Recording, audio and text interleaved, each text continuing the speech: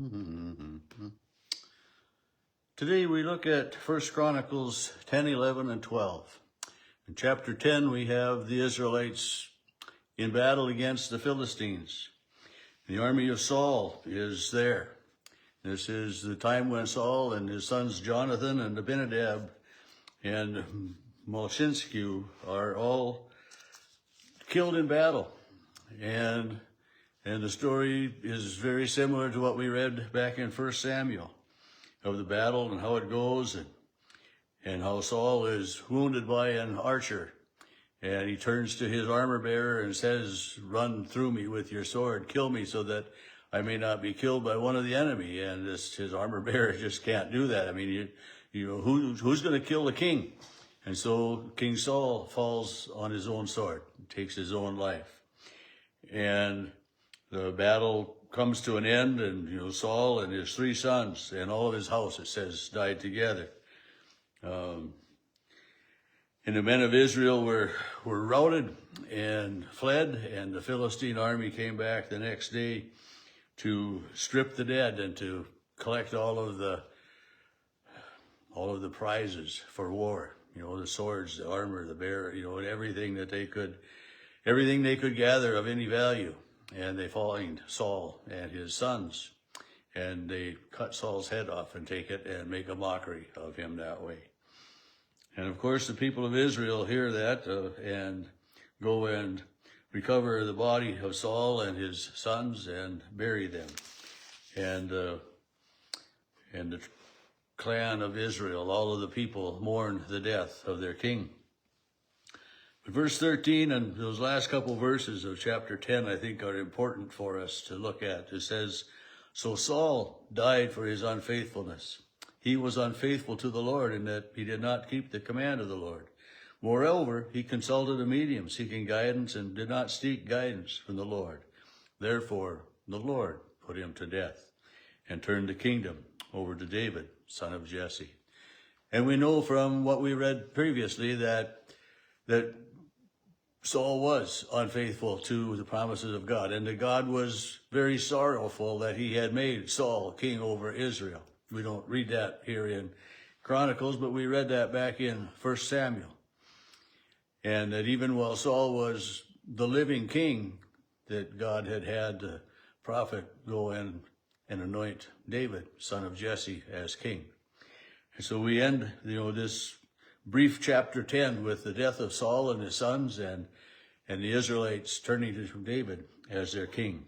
And we know that didn't happen immediately right away either. David was king of Judah, and it took a while before, the northern kingdom of Israel came under David's reign as king as well. But, verse 11 or chapter 11 starts, "Then all Israel gathered to see David at Hebron and said, 'See, we are bone of your bone and flesh of your flesh.'" And they praised David for being in command of things, even when Saul was still alive. So the writer of Chronicles makes it sound like, boom, David was king immediately over all of Israel, northern and southern kingdom, Israel and Judah. But, we read in earlier that it wasn't quite that way. But verse 4, "Then David and all of his men, all of Israel," and it's important, all of Israel, the United Kingdom, marched to Jerusalem, that is Jebus, where the Jebusites were.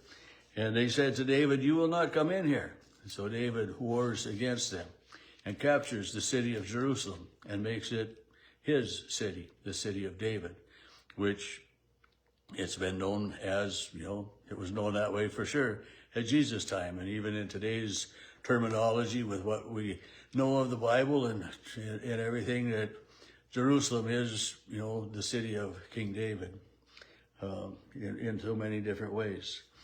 But David took control of the city, built the city all up around, and in verse 9, "And David became greater and greater, for the Lord of hosts was with him." And for the most part, we know that King David was faithful to God. We know about indiscretion with Bathsheba and Uriah the Hittite, but for the most part, David did follow what God had commanded. He was faithful to God. He looked to God. He didn't worship idols and all that. And so we trust that line that, David was faithful to God, and God was with him. Verse 10, and these are the chiefs of David's warriors who gave him a strong support. And this is the counting of David's mighty warriors, the three, And it says, the chief was Jehoiakim, son of Hakamoaz, the chief of the three. He wielded a spear. And then the next was Eleazar. He was with David. And then I looked, and I don't think I found the name of the third one of the three, And then verse 15 says, 3 of the 30 chiefs went down to the rock, and with the Philistine army, and David was wanting this drink of water from the well of Bethlehem. And these 3 then broke through and brought back the water, and then David doesn't drink it.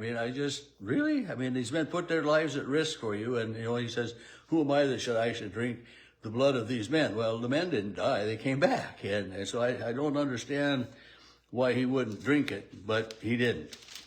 And then, there was talk of the 3, but then there was also the 30 other valiant warriors.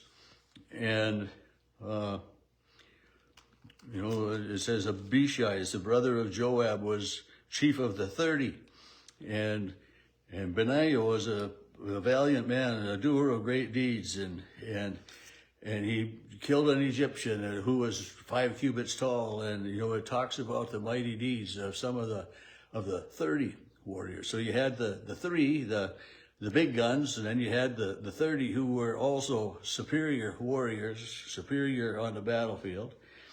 And verse 26 is the warriors of the armies were, and then it goes on in the list, and I didn't count to see if it was 30. If you want to do that, I guess you can, but I didn't count that way. But it has this list of names.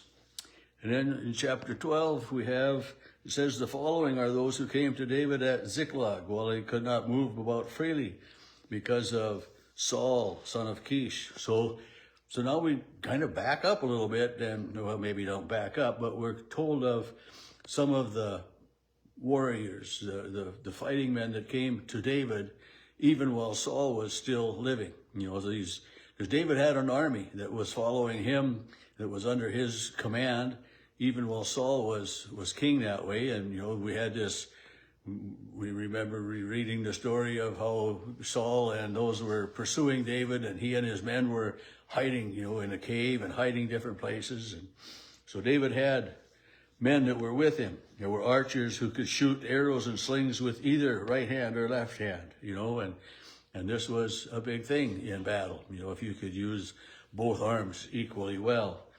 And so we have quite a list of warriors here in chapter 12 that were from, that came from Ziklag. And then there were the Gadites that came to David at the stronghold. And there were, and it lists many men from different tribes and different regions, the Benjamites, the Judahites.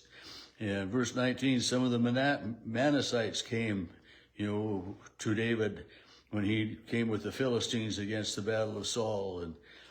And then verse 22, it goes, indeed, from day to day, people kept coming to David to help him until there was a great army, like an army of God. And I think about that too, that, Saul had been rejected by God. David had been embraced by God. And the men followed and came to David so that David have this mighty army. And I think about, when God came in to do battle, he was very successful. He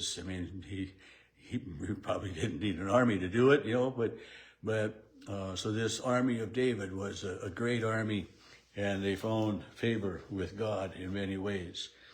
And then from verse 23 on, it talks about the numbers of the troops from different places. The people of Judah were 6,800, and the people from there were this and that. And so we have, again, a numbers accounting of the troops that were following David. And verse 38 says, all these warriors arrived in battle order, came to Hebron with full intent to make David king over all of Israel. And likewise, all the rest of Israel were of a single mind to make David king. And so the kingdom becomes united under David, the second anointed king by God.